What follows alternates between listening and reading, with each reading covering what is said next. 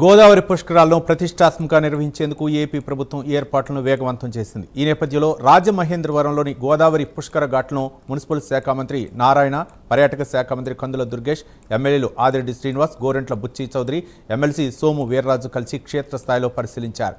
కోటిలింగాల ఘాట్ నుంచి పుష్కర ఘాట్ వరకు నడుచుకుంటూ అభివృద్ధి పనులను సమీక్షించిన అనంతరం జిల్లా అధికారులతో ప్రత్యేక సమావేశం నిర్వహించి ఏర్పాట్లపై దిశానిర్దేశం చేశారు. పుష్కరాల కోసం ఇప్పటికే మున్సిపల్ శాఖ ద్వారా 585 కోట్ల రూపాయలు కేటాయించామని మంత్రి నారాయణ తెలిపారు. గత పుష్కరాల కంటే ఈసారి అధిక సంఖ్యలో భక్తులు వచ్చే అవకాశం ఉన్నందున పారిశుద్ధ్యం, మౌలిక వసతులు, భద్రతకు ప్రత్యేక ప్రాధాన్యం ఇస్తున్నామని చెప్పారు.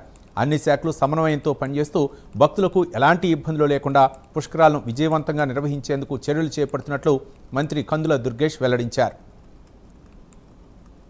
సర్వాంగ సుందరంగా తయారు కావటం, అదేవిధంగా ఇరిగేషన్ వారు, అదేవిధంగా ఎండోమెంట్స్ వారు, మున్సిపల్ శాఖ వారు, పంచాయతీరాజు వారు, అలా మొత్తం అన్ని శాఖల యొక్క ఇంటిగ్రిటీతోటి అందరం కలిసి ఇంటిగ్రేషన్ తోటి సమీకృతంగా ఒక కాంక్రీట్ వర్క్ చేయాలనేటువంటి ఆలోచనతోటి ముఖ్యమంత్రి గారు ఇప్పటికే మాకు దిశానిర్దేశం చేశారు. అదేవిధంగా ఇప్పుడు వరుస పర్యటనలు చేస్తున్నటువంటి నారాయణ గారు ఎక్కడెక్కడ ఏ లోపాలు ఉన్నాయి, వాటిని ఏ రకంగా అధిగమించాలి, గతంలో ఉన్నటువంటి లోపాలు లేకుండా చూసుకోవడానికి ఏ రకమైన కార్యక్రమాలు నిర్వహించాలి, అటు ట్రాఫిక్ కానీ ఇటు వచ్చేటువంటి భక్తులకి సౌకర్యాలు కల్పించడం కానీ, అదేవిధంగా వారందరికీ కూడా ఒక పవిత్ర స్నానాలు చేసుకునేటువంటి అవకాశం కల్పించడం కానీ, ఇవన్నీ కూడా సమర్థవంతంగా నిర్వహించడానికి వీలుగా ఒక కార్యాచరణ తయారు చేస్తూ ఉన్నాం. ఇప్పుడు ఇది అయిన తర్వాత ఈ ఘాట్లు పరిశీలన తర్వాత రివ్యూ మీటింగ్ కూడా ఉంటుంది. మొత్తంగా రాబోయే సర్వ 14వ తారీఖు తోటి సర్వ పూర్తవుతుంది. కొత్తగా ఎక్స్టెన్షన్ ఇచ్చిన దాఖలాలు లేవు ఎక్కడ కూడా. ప్రతి ఒక్కరూ ఓటు హక్కును సద్వినియోగం చేసుకోవాల్సిన అవసరం ఉంది. అందరూ కూడా ఈ రాబోయే 2-3 రోజుల్లో కూడా ఓటు హక్కును గ్యారంటీ చేసుకోవాల్సిన అవసరం ఉంది. తర్వాత కష్టం, 14వ తారీఖు తర్వాత చాలా ఇబ్బంది అవుతుంది. మళ్ళా రుజువులు సాక్ష్యాలు తేవాలంటే చాలా కష్టం కనుక దయచేసి దాన్ని వాడుకోబోతున్నాం. అలాగే రేపు 13వ తారీఖు ఉదయం ముఖ్యమంత్రి గారు మన ప్రాంతానికి వస్తూ ఉన్నారు. బ్యారేజీకి సంబంధించిన పాత కట్టర్లన్నీ కూడా మార్పు చేసే కార్యక్రమానికి నాంది పలుకుతూ ఉన్నారు. అదేరోజు రైతు సదస్సు కూడా పిచ్చుకలంక దగ్గర, ధవళేశ్వరం పిచ్చుకలంక దగ్గర రైతు సదస్సు కూడా జరుగుతుంది. దాన్ని విజయవంతం చేయవలసిందిగా గోదావరి జిల్లాలో రైతు సోదరులందరికీ విజ్ఞప్తి చేస్తా ఉన్నాం.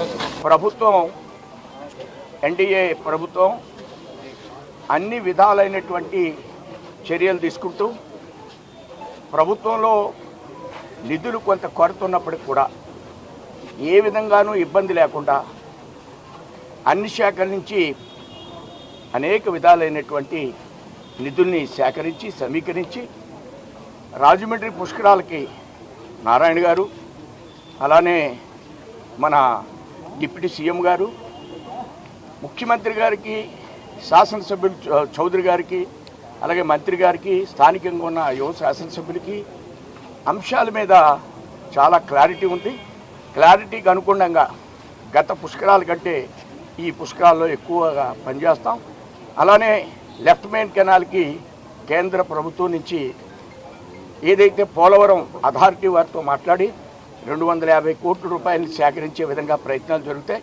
అలాగే సాక్షి, పూర్వోదయ, అలానే ఎన్ఆర్ఈజీఎస్ నిధులు ఈ ప్రాంతాల్లో గ్రామాల్లో ఎక్కువగా ఖర్చు పెట్టమని మన ముఖ్యమంత్రి గారికి చెప్పడం జరిగింది.